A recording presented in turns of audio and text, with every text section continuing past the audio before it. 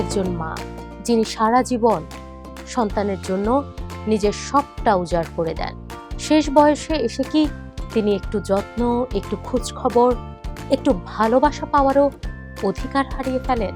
নাকি ব্যস্ততা, দূরত্ব আর দায়িত্বের ভারে ধীরে ধীরে হারিয়ে যায় সেই সম্পর্কের উষ্ণতা?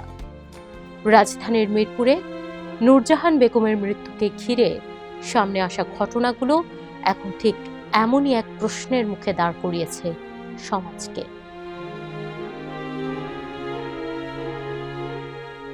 31 মে রাজধানীর মিরপুর 11 নম্বর এলাকায় এক ঘর থেকে উদ্ধার হয় 75 বছর বয়সী নূরজাহান বেগমের অর্ধগলিত মরদেহ।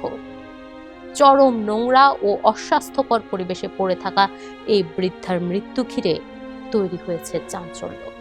কারণ কোনো স্বাভাবিক পরিবেশে মৃত্যু হয়নি নূরজাহান বেগমের। মৃত্যুর পর দীর্ঘ সময় ধরে ঘরে পড়ে থাকলেও বিষয়টি জানতে পারেননি তার সন্তানরা। সমাজে প্রতিষ্ঠিত সন্তানদের মধ্যে একজন বুয়েটের শিক্ষক, একজন সরকারি আমলা এবং আরেকজন কানাডা প্রবাসী। আর যে মেয়ের সঙ্গে মিরপুরের সেই বাসায় থাকতেন, সে মেয়ে সমাজের নৈতিকতা শেখান, পেশায় শিক্ষক।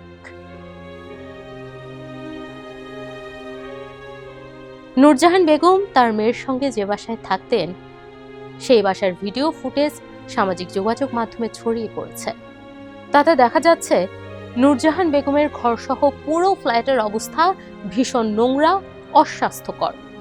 পুলিশ বলছে মরদেহটি পচে পোকায় ধরেছিল। তবে তিনি ঠিক কবে, কি কারণে মারা গেছেন তা এখনো নিশ্চিত হওয়া যায়নি। ময়নাতদন্তের প্রতিবেদন হাতে এলেই মিলবে অনেক প্রশ্নের উত্তর। সামাজিক যোগাযোগ মাধ্যমে ব্যাপক আলোচনা ও সমালোচনার মধ্যে নূরজাহান বেগমের এক ছেলে মংলা বন্দর কর্তৃপক্ষের সদস্য AKM আনিসুর রহমানকে তার বর্তমান পদ থেকে প্রত্যাহার করে জনপ্রশাসন মন্ত্রণালয়ে সংযুক্ত করা হয়েছে।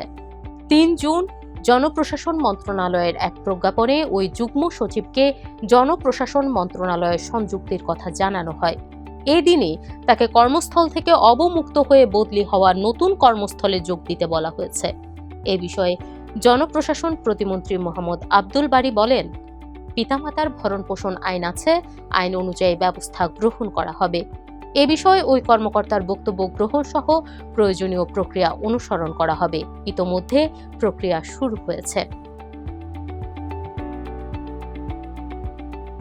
নূরজাহান বেগমের মরদেহ উদ্ধারের ঘটনার পর আবারও আলোচনায় এসেছে 2013 সালের পিতামাতার ভরণ পোষণ আইন। 2023 সালে এই আইনের বিধিমালাও করা হয়। এই আইনে স্পষ্টভাবে বলা হয়েছে, প্রত্যেক সন্তানকে নিশ্চিত করতে হবে পিতামাতার ভরণ পোষণ। আইন অনুযায়ী কোনো পিতামাতার একাধিক সন্তান থাকলে তারা নিজেদের মধ্যে আলোচনা করে ভাগ করে নেবেন ভরণ পোষণের দায়িত্ব। শুধু আর্থিক সহায়তাই নয়, পিতামাতার স্বাস্থ্য, চিকিৎসা ও সার্বিক পরিচর্যার খোঁজ খবর রাখাও সন্তানের দায়িত্বের মধ্যে পড়ে।